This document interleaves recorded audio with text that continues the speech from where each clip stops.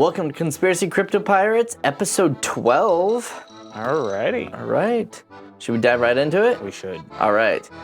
Crypto. What's new in crypto? New in crypto, I don't know what's new. So today, actually crypto's had a really good day today. Bitcoin ended the day at close to 47,000. It's like, wow. Yeah, and it stayed above the 45,000 mark, which is a good sign for that kind of being a key support line. So I think we could start climbing from here. Yeah, that'd be good. I think a major, because I was kind of looking into it, like, well, why today? Why did it jump up? And it looked like a lot of the futures shorts ended like today. So they got, liquidated or reset. And then this is kind of the start of the new cycle. Nice. So, and because Bitcoin did really well, and subsequent, all the rest of the cryptos actually did really well. I think Bitcoin did like a 3% gain. Okay, not bad for a day. I think it bumped up to like 5%, but kind of bumped back down a little bit. When I was checking it was about 3%, and everything else did about 2%. So it's still outperforming the smaller cap cryptos. Okay. And I got some more updates on Dogecoin and the moon launch, moon landing. A little bit, not a ton. So I think It's supposed to be every month. Yeah. For the last 3 or 4 months now. Last 2 years. No, I think last week we were talking about it, and supposedly there was like this rumor that it was going to happen like February 3rd or something like that. Okay. And gone, obviously. Launch didn't happen. But so it looks like it's moving forward. Oh wow. They did SpaceX did take payment for it. Ooh. Which payment was in Dogecoin, and they actually took payment. Wow. So which means it's probably in the near future. And the person that I was watching and doing some research with, they were saying that it really looks like probably Musk is just waiting for the opportune time to do it, which is... Well, we got to have a whole nother 2 years to buy the fuel from Russia. Right. Well, he was basically saying, because this launch was supposed to happen a couple years ago, but when it was about time to launch, cryptos were starting to go back down. So they've really been pushing it off. And then now that crypto, we're coming out of the crypto winter, it's starting to become crypto summer. With a rocket launch, there's a lot of moving parts. So you have to start getting stuff ready, like taking payment, getting I think last week I told you they got the permits for the launch station in Florida, Kennedy's Launch Center, I think so. Something like that. And so that's been approved. They took payment, and then the speculation is Musk really probably wants to try to get Dogecoin to $1. So why launch it now when before the run, or? So I don't. But what they were saying isn't necessarily before the run. It's like when the hype of everything's going. So like 4 years ago or 3 years ago. Did it hit 70 cents last? Yeah, 74 cents, something like that. But it was like, it was hype. It was going up. So, I mean, just imagine if there's extra hype on top of it, you get it to go to 40, 50 cents kind of organically with some of this hype, and then light the fuse to the rocket, so to speak, let it jump. And then there's talks that on X.com that they're going to be using Dogecoin for payment systems to its creators. Oh, okay. And then if it does become some kind of payment platform, then there'll probably for sure be some kind of, crypto wallets or some type of exchange. Whether it will be exclusive at that point, maybe not. But paying creators might be exclusive in Dogecoin. Okay. So, yes, follow us on X.com so we can get more Dogecoin. But yeah, do you have any crypto interesting facts or anything? Hit me with it. That is a difficult one. I was more following the Super Bowl. The Super Bowl. So Tell me more. remember last hype cycle we had, or was it the last Super Bowl where you had the cryptocurrency Yes. apps, Exchanges. Yeah. start advertising? I think there's like 2 or 3. Yeah. I wonder if they're going to do that again. That is a great question. I didn't even think of that being an option. But I mean, I feel like now would be even better time than it would have been a year ago. Yeah. That's And interesting. I wonder if they'll use that. Like if they shoot the rocket, well, it's too late now, probably, unless Yeah. they do it Saturday Yeah. to really have that for the Super Bowl. Right. As an advertisement Yeah. method. Yeah, that would have been an interesting advertisement if they did launch it. I don't think they'll shoot the rocket by Saturday. I think we will, when they have a launch window that they're really looking at, I think we'll be hearing a lot more tweets and excitement around it to build up the launch, which will also build up the price. I'm just curious. So what platforms do you think are going to advertise for the Super Bowl? For crypto? Yeah. Or just the platforms? I don't think the cryptos are really going to advertise. Yeah. I think it's more the platforms. I think we'll see probably a Coinbase ad. Okay. I wouldn't be surprised if we saw a Robinhood ad. Ooh, for crypto? I think it will be both. I think they'll. I mean, if you're doing an ad and you do both stocks and crypto, why not kill 2 birds with 1 stone? Yeah. But I think because of the name of the game and crypto's kind of edgy, I think they'll probably lean into it a little bit. I've noticed just in general, I've been seeing more Robinhood ads just like on YouTube and stuff like that. Okay, so they're really trying to get ready for this bull run. Yeah. And what did I say? Maybe even crypto.com. Okay. I don't think Sam Bankman-Fried will be advertising this year. Yeah. He'll probably have to ask Uncle Sam to unfreeze his money. Or give it back to him after the lawsuit. Oh man, speaking of Super Bowl, I was watching this one video, and have you heard of, what's his name? He calls himself a mentalist. He's like Oz or Oz. Oh yeah. I think I have that down there. Oh, do you? Yeah. You can fill in details that I might forget, but it was really interesting.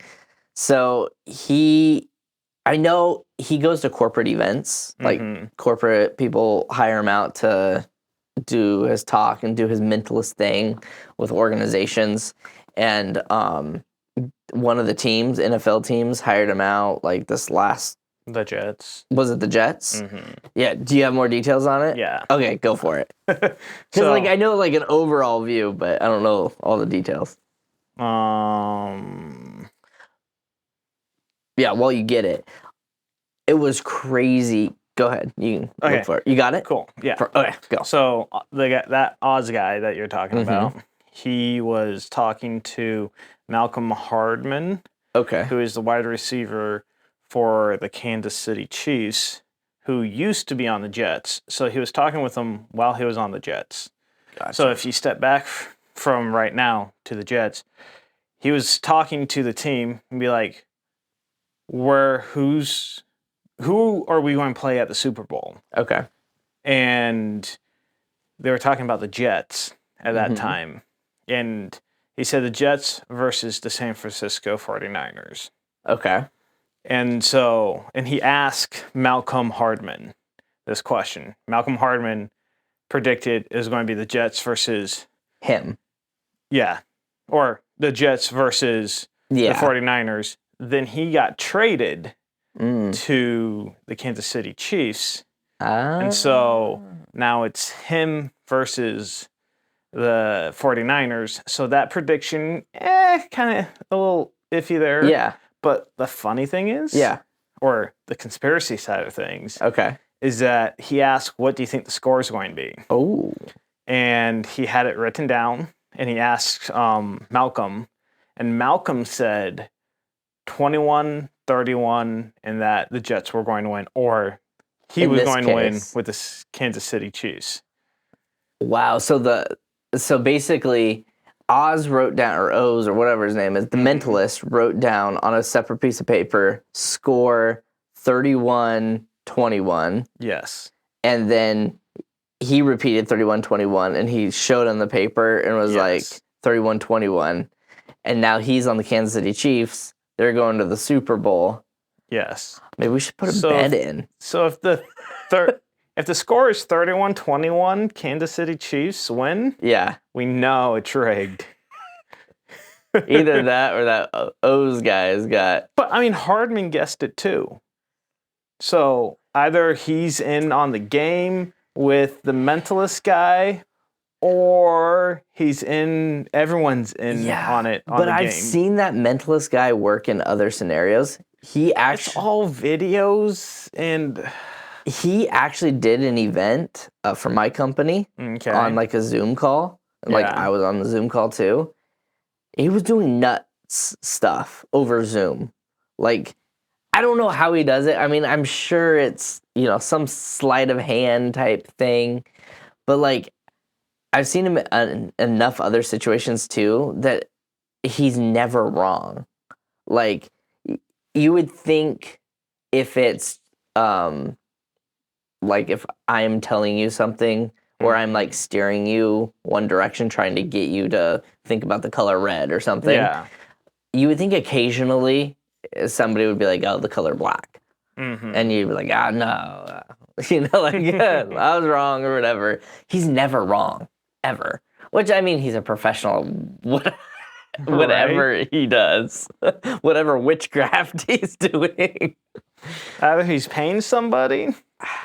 I don't know. Or he has, I mean, that's usually the easiest way is to pay someone and you tell them what to say. And so either he was like, hey, you know what, you guys are going to play the 49ers. He got lucky with the 49ers, or he had inside information, which is, right. I mean. Right. And there's something to do because every Super Bowl logo, like a Super Bowl 41, and it'll be in Roman numerals. Mm-hmm. They always have like color tint to it. Okay. And people will like do predictions. Like that color tint, the Super Bowl logo comes out long before the Super Bowl is, like for this season. And people will like match these are the teams that are going to be playing in the Super Bowl with the color of the letters. Supposedly I predicted it, and the team that actually wins is the team on the bottom, which is supposedly this year it's like red, so it's Kansas City. Or the 49ers. Or the 40, but like the top colors had something to do with, I don't know, people have it all figured out, a system to it. Yeah. But, yeah. So, you want to know something even more interesting? I do. I like interesting things. So, I think Taylor Swift is dating Travis Kelce, who's on the Chiefs. Yeah. And so she supposedly is going to be attending the game. Yes. Her favorite number is 13. She's going to be doing a concert in Tokyo. Yeah. So from Tokyo to Vegas, where the Super Bowl is going to be supposedly. Okay. That is going to be a 13-hour flight. Okay. Interesting. Yeah. Her favorite number is 13. Flight from Tokyo to Vegas, 13. Okay. Thereabout. The Super Bowl is number 58. 5 plus 8, 13. I feel like that's a stretch, but okay. I'll give it to you. So this will be her 13th game watching the Chiefs. The date of the Super Bowl is 2/11. 2 plus 11, 13. Yeah. But then if the Super Bowl is going to be on 2/13, they were like, well, the 13th. Well, yeah. But continue. Sorry. And then to play on the 49ers, which 4 plus 9 is 13. So there's a lot of 13s going along with Taylor Swift. Is she going to be on the 13-yard line too, watching the game? I would just walk out at that point. No, what's funny with that too is I heard that she was going to be doing a concert in Tokyo as well. Okay. And that's their claim of like, well, I might not be at the game, but I might be. I don't know. Kind of creating the drama around it. She'll probably walk. She's probably doing the halftime show. She's actually not doing the halftime show, which I'm kind of surprised. On the 13-yard line. Yeah. But suppose like the slots for private jets at the airfield, like they sell out like months in advance. Yeah. And supposedly they are leaving a slot specifically for her just in case she comes. Which I'm like, she's coming. Right. With all the drama and everything, there's no way she's not coming. And like, if they can sell that slot to park a jet, it's probably hundreds of thousands of dollars, if not in the millions, to park a jet. Why wouldn't they sell it? You know? Yeah. Like, follow the money. They're not going to lose out on a parking spot. But I mean, she has the money if she can attend it or not. And they also have the numbers. I mean, unless there's a huge storm or something like that, which, I mean, California has been going through a big storm. Well, it's not in California, it's in Vegas. Well, it's close to California. Okay, sort of. So, I was figuring they would get the same weather pattern. Yeah. And you know what hangar her jet's staying in? 13? Yes. Just teasing. Gotcha. I was like, how? Why would you know this? You know too much about her and her jet. The Kansas City Chiefs are changing their name to the Kansas City Swifts. But so another conspiracy around the Super Bowl too. There's somebody within this NFL organization. There's like, there's going to be something big that happens at the Super Bowl, like alluding to something else. So then there's tons of speculation. Oh, is it something around Taylor Swift? Like, Kelsey going to propose to her or whatever? Or is he talking about like disaster happening at the Super Bowl, or some woo-woo thing like that? But I just thought it was kind of interesting. Like, oh, he knows that something big is going to happen. Like, why would you say that? Anyway. I wonder if it has anything to do with the border crossings. Oh, that's a good point. I don't know. Starting a whole new wave of terrorist attacks, or maybe the Chinese are going to attack. We'll see. Power goes out. Maybe there'll be a Chinese balloon floating over. How do they get these people to cheer so? With a camera on it, watching. The NFL stops playing. Be like, no, we can't. We can't play until the video device is gone. Oh man, that's crazy. Wow. Yeah. Any more Super Bowl information we should know about? I mean, get your bets in early. Right? 31-21, Kansas City Chiefs. Tempted to bet on that number. 31. Yeah, I think it's 7,000 to 1 odds or something, or 7,000%. Right? Or I'm not a big bettor, so I'm not either, but I'm like, this time maybe put like $50 in or something for 7,000% odds. That'd be a good return. Yeah. And put it all in Dogecoin. There you go. There you have it. Watch it go to the moon. If I come back next week and I have a gold chain, you'll know why. Fill up my pirate ship. Dollar store. Yeah. I'll have Kansas City Chief Champion T-shirts that they sold to me for half off because it's the 49ers. You'll have number 31. No, 13. 13. Well, that's if it's upside down. You can wear it both ways. Oh man. So something interesting about Egypt, the pyramids, and like hieroglyphics. Okay. I was watching this interview with a I don't know if you call him an archaeologist or more of an Egyptologist, like an expert in that type of thing. And he's more on the fringe side, like not a lot of the traditional archaeologists or Egyptologists like think of him as a professional, even though he is a professional and expert, because he doesn't necessarily buy into their narrative. Their narrative, thank you. And he was just saying it's so fascinating is there are, hundreds of thousands of hieroglyphs of depicting various scenes in Egypt.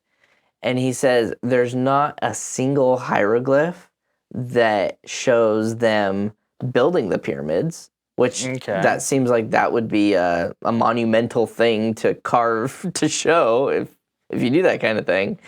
And he said there's not a single hieroglyph that shows like rock cutting, which they would have to do to build the pyramids and everything. And like the sheer mass of the building the pyramids is insane. And like the kind of cutting that the narrative says that they had during that time, they would like cut like a fraction of an inch every couple hours or day. It's like, there's no way, if their narrative is correct, which I'm not saying it's not close, but I'm just saying if it was correct, there's no way they could cut the stones in several lifetimes to build the pyramid, let alone the way they say that they cut the stones. Could they have such precision to have like almost zero leeway? Yeah. But I just thought that was really interesting with the hieroglyphs. Like they depict everything. They depict kings and genealogies and even them building stuff. It shows them building stuff. Well, I mean, it seems like if you have a pyramid, like your greatest achievement, like, don't write that down.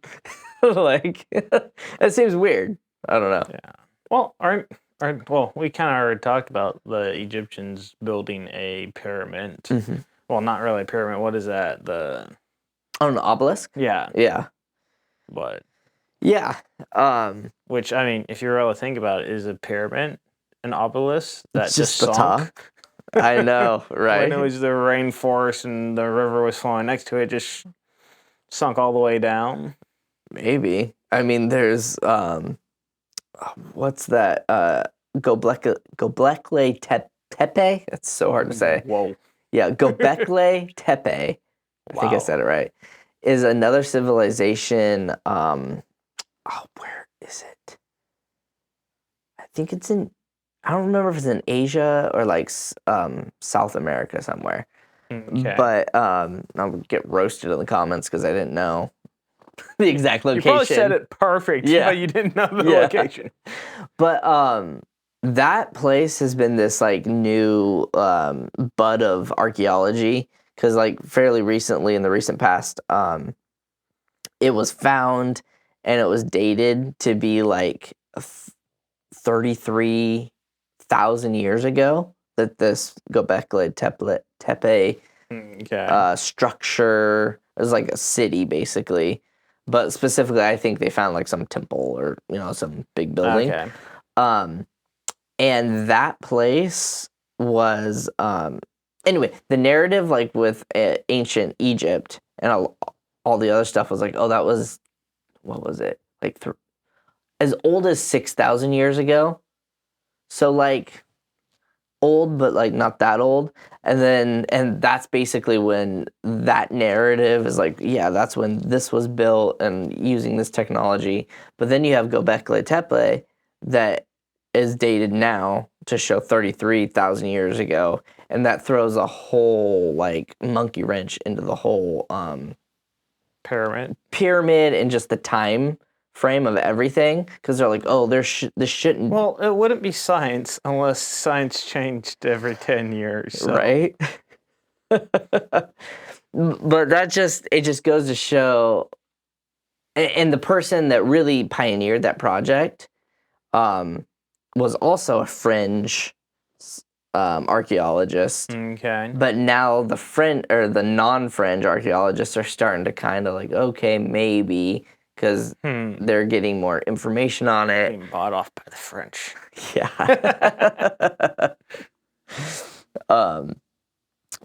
Or maybe the Tartarians built it. Yeah. The Tartarians were in Russia, weren't they? They were. So they were in Russia, but remember how we talked about, I don't know if it was last week, a couple of weeks ago, where they may have been the ones that built the Great Wall of China? Okay. And then I think last week we talked about, what do they call them? The old buildings in America. Okay. If that's the case, then they could have been everywhere, in a way. Or, I mean, if that was the case, if there was Tartaria in that civilization, I feel like there's probably other civilizations throughout the world that were probably equal-ish in, abilities, if you will. But talking about Tartaria, I did more research. Okay. This actually blew my mind this week. And I was like wanting to tell you for so long. Well, like, no, I have to wait for the podcast. So this I'm going to probably read a lot because it's good. So the CIA proves that Tartaria was real.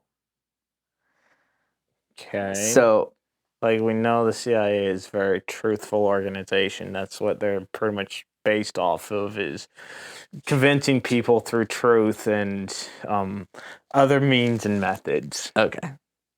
So after you hear this, you'll believe me. Okay. So here, you just want to this. So the CIA released through like a FOIA request or just age or whatever, CIA documents. You can actually find this document on CIA.gov, and that's where I read it and pulled it from. And this document was created in 1955, I believe it was. Okay. And then it was released to the public in 1999. So it's been out for a while. Yeah, it's been out for a while. So let me just read this. It's crazy. This is what the document said, like word for word. The communist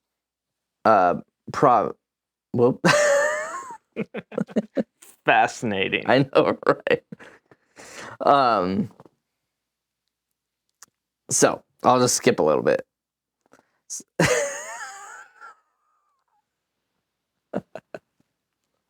Okay, the communists prevent the publication of most Muslim literary works, allowing only those that praise Russia. This reflects their lack of respect for Muslim beliefs, consumes and cultures and institutions.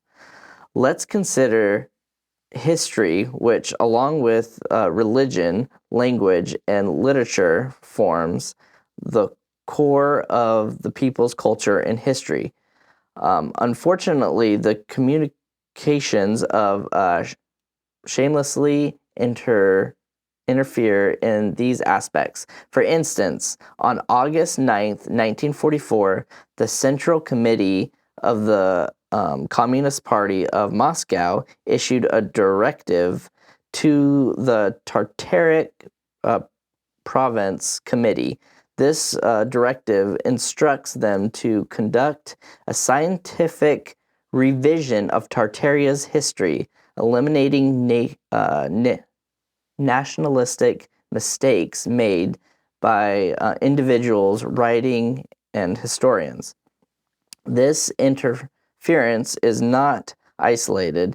In the event, Muslim areas with the USSR historians following communications orders have rewritten history to basically distort the fact that Tartaria was there and Tartaria, I guess, was somewhat Muslim type of a culture. So basically, according to the CIA, the Russian USSR basically went through, deleted Tartaria through all of its history. Wow. And got rid of it. It's just mind-blowing because it's like, okay, that right there proves that A, Tartaria was real. Whether you want to believe all the other conspiracies around Tartaria, but supposedly Tartaria in general was a myth. But now it's proven that it's not. And then you're like, if a nation state can delete an entire country or culture, civilization, what are they doing now? No, whether it's Russia. We have Alexander the Great, which I think we only have one document stating Alexander the Great, and you go throughout history, and we only have like one or two documents of these huge historical figures. Right, in moments. Yeah. And with that one document happened. Like, oh, yeah, this was true, and this is what happened. Right. Man, humans are terrible at remembering. What? I was like, what? So, what I heard from that, so you're reading saying that what I got is that Muhammad came from Tartaria. And the Russians kicked him out. Yes.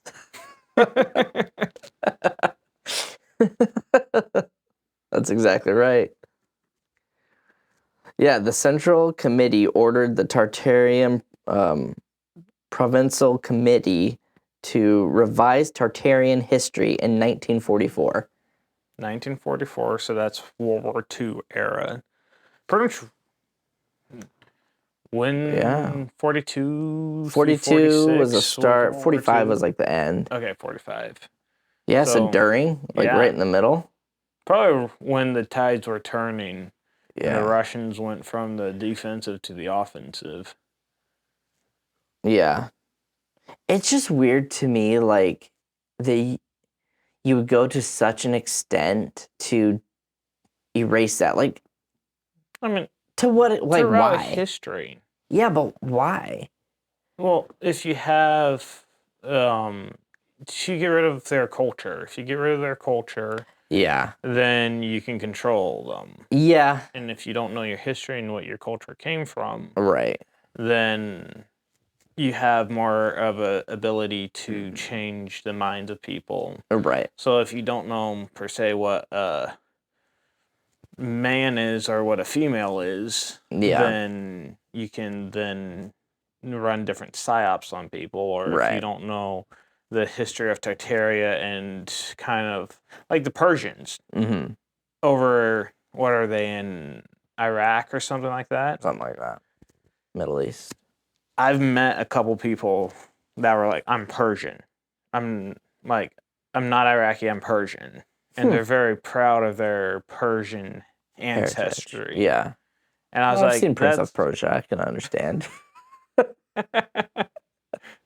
So, did they have a cool knife? Have you seen it? No. No way. It looks Movie like night. I'm getting educated. It's actually really good. Yeah, I've heard a lot about it. Yeah. So, like, it sounds like a chick flick type movie. It's not. So it's kind of like The Princess Bride? Yeah. Okay, cool. Exactly. Exactly. Well, then I don't need to watch it. I've seen The Princess Bride. Yeah.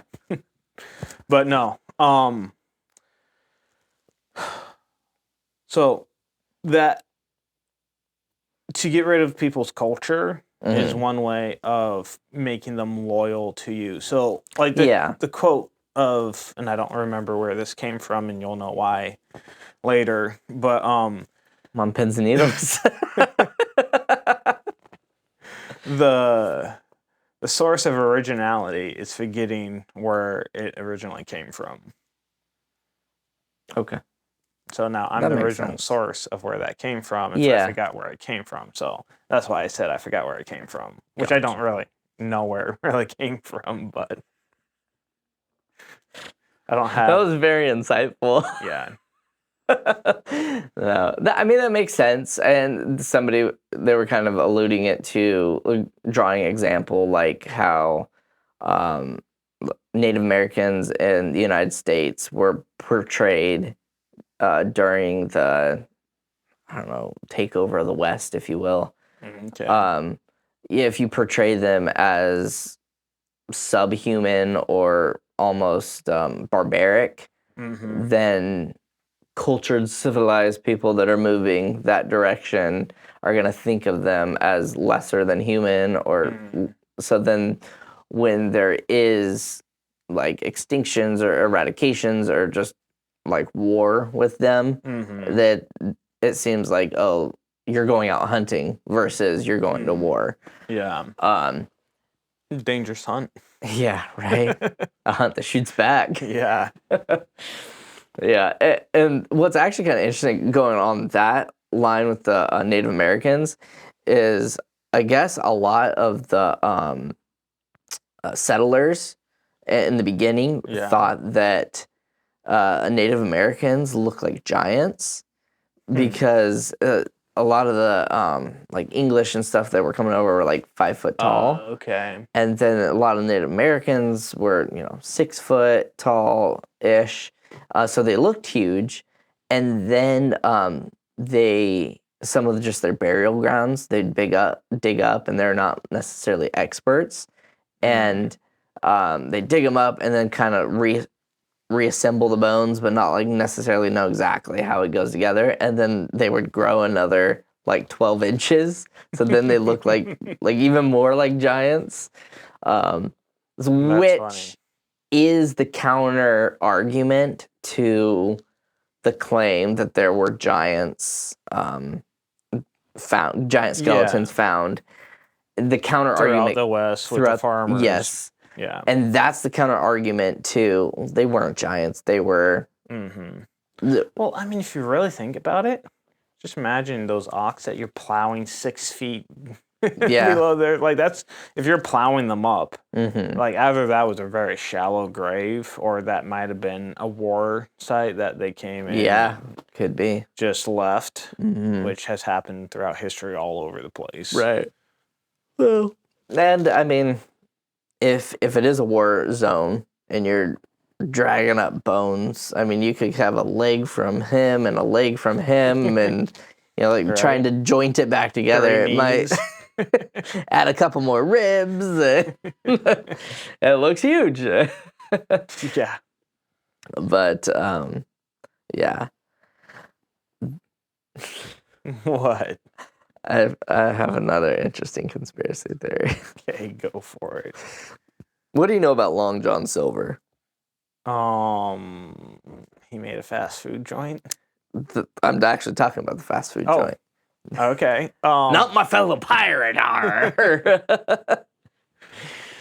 thought he was diversifying.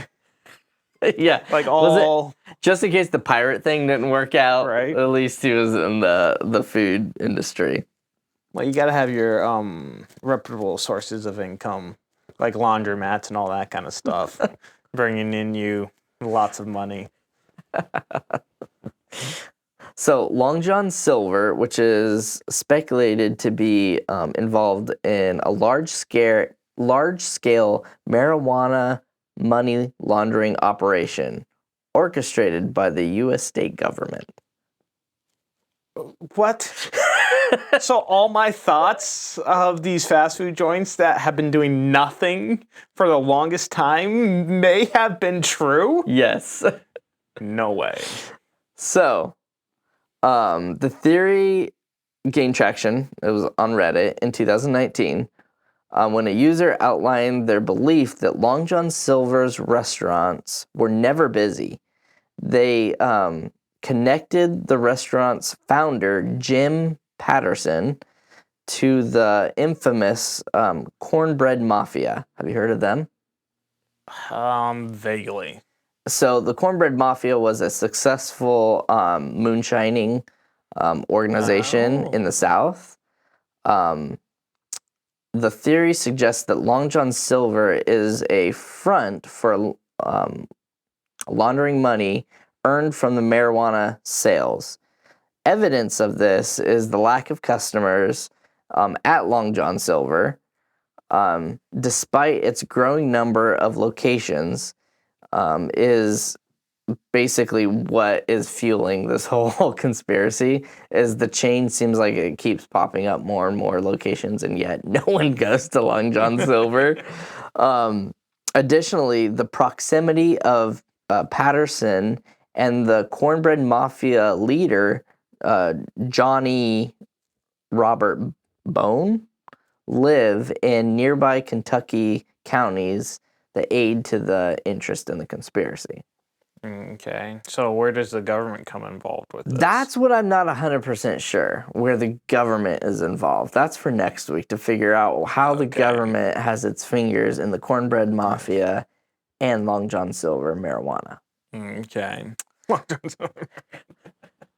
Which is funny to me because if the cornbread mafia was, no, I guess the cornbread was moonshine and then they marijuana. moved over Yeah. throughout the history. So, interesting fact about moonshining. Mm-hmm. So, do you know why they banned moonshining? To keep the civilization from getting drunk. That is one theory. Okay. The other theory is that moonshine, that people would use their food waste and they would go through the moonshine process. Right. And then they'd have a very clean source of gas or fuel that they would actually fuel their cars with. Oh. And so if you have oil that you need to sell, but everyone is making their own fuel source for their vehicles, then there wouldn't be as much need. So that's where the conspiracy is follow the money. I was just going to say that. Follow the money. That is fascinating. So now I'm just processing all of this. That makes so much sense.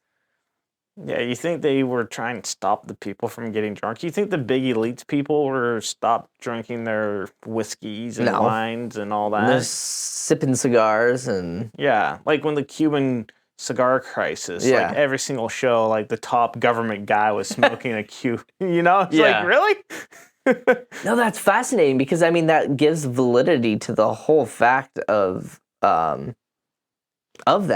Why would they care about moonshiners? And why would they care about if individuals were drinking or not drinking?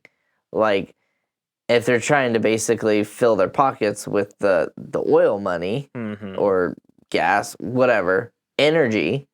Yeah. That's interesting. I mean, so supposedly they've killed off people that have electric, wood-burning cars and all water cars, supposedly. Yeah.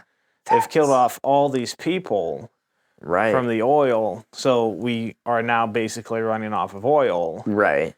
And then they're like, well, these people are doing it, and they're doing it within their homes, so now let's make that illegal. Right. And I bet they could... people don't get drunk. Right. And I bet you could use the oil for their lamps and everything as well, or whatever. Yeah. That's interesting. It might be a little explosive for their lamps. Oh, that's bright. No, that's interesting. When was... I was going to say moonshining not illegal anymore, but the I don't know prohibition, when did it end? And why did it end? Because I guess my speculation or my question... Because it didn't stop people from drinking, supposedly. Yes. Or you just have people, a generation that have gone by that is now used to filling up at the gas station. That could be it. And now it can be illegal because, you might have a handful of people doing it, but it's not a common practice. It could be like the Tartarian thing where enough time has gone by, like you said, enough people forget really that moonshining was for... They don't have like the Tartaria, they don't have a, what is it called? A history? Not a history, but a loyalty to Tartaria. Interesting. That is fascinating. So Prohibition was 1920 to 1933. So 13 years. Oh, that's not long. Like, that's not too long to forget. Enough to get people to have the habit. To switch over and continue on. Which, I mean, filling up at the gas station is very convenient. Like, one of the big reasons why a lot of people don't go electric or have all their vehicles electric and why they don't go on long road trips with electric vehicles is the convenience of going to a gas station and being done within 5 minutes versus 30 minutes. So when was Prohibition? When did it start? 1920. Which one was the automobile around that time, right? When was the Model T? That would be interesting. When did the Model T come out? Model T was 1908. Okay. So, I mean, that was when it came out. Yeah. Didn't get just massively adopted immediately. 1920, you said? 1920 was the Prohibition. I mean, that's only 12 years from there. Yeah. And it usually takes about 10 years for a technology to really kick in. Yep. So, interesting. That is very interesting.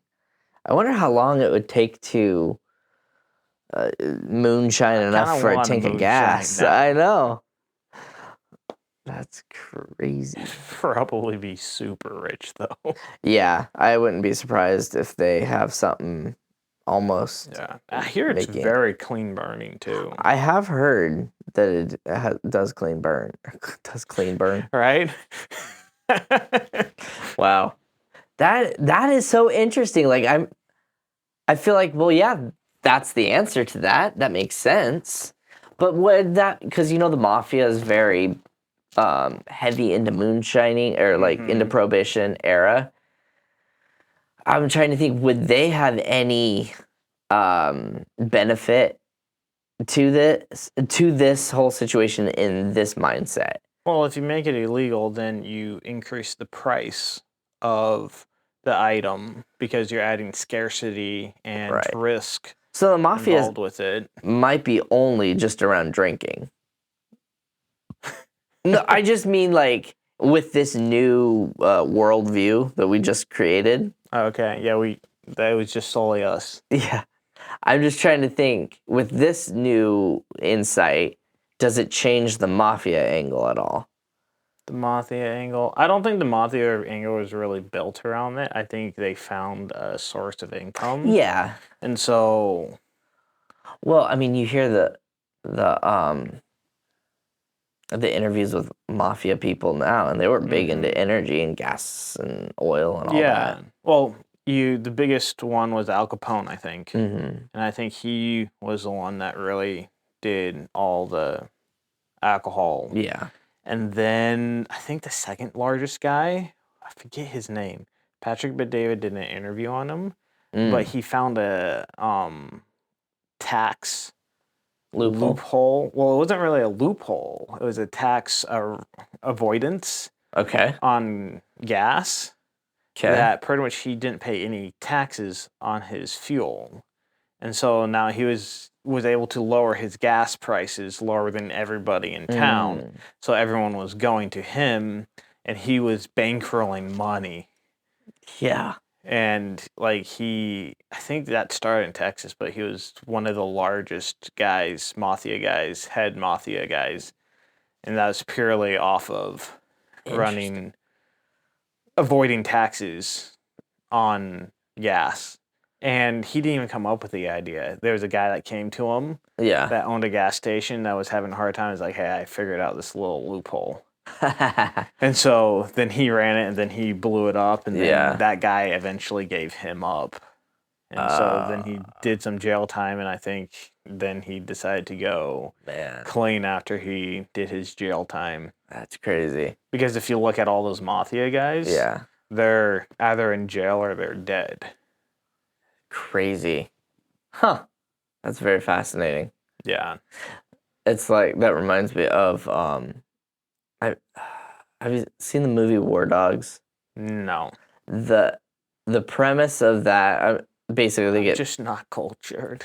Military contracts and stuff, but they were towing the line between like gray area as far as legal and not and illegal.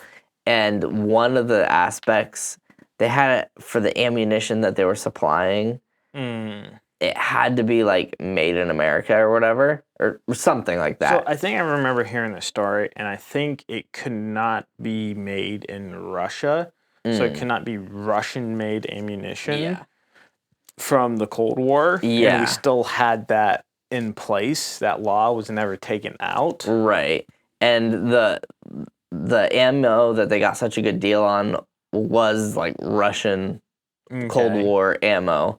And basically, so what they had to do was like hire somebody to take all the ammo out of the boxes and then bag it up into something else. And they had somebody from Russia do it. And they were going to pay him like $6,000. Anyway, basically, long story short, they forgot to pay that guy because like other things happened. And like, I mean, we're talking like millions of dollar deal, right? Yeah. Things going down.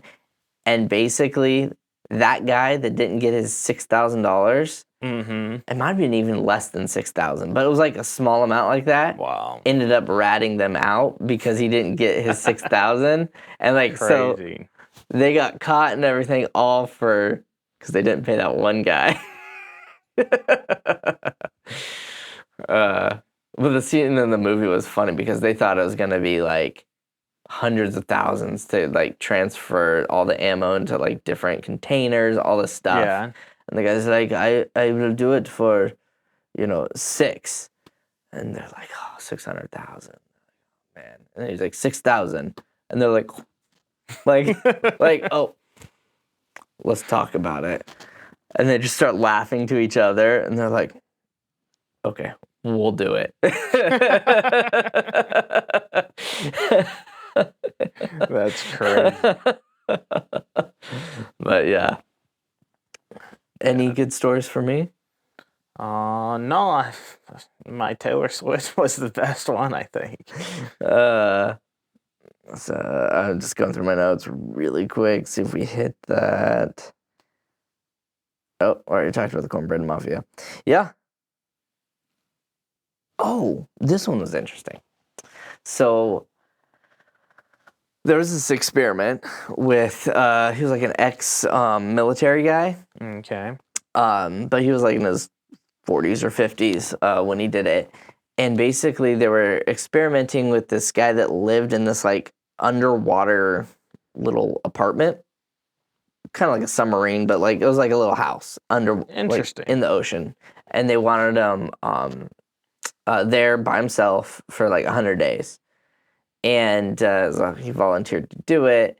And during those 100 days, they were like monitoring him, just seeing like what would happen.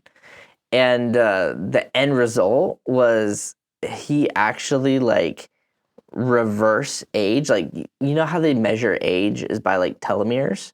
Like, okay. No, I didn't know. Some cell or honestly, I have no idea what telomeres are, but they're like something in your body that's like a cell. And they grow or more like decay as you age. And his telomeres, the tips or whatever, actually expanded of like 10 years worth. So 100 days of living down there, sort of in isolation in a way. He actually... Was it pressurized? Yeah, he could breathe. No. Was it like pressurized heavier than the regular Earth's atmosphere? Good question. I don't know. So was it like completely sealed and then they had to pressurize it to match the level so water didn't seep in? Yes, for sure.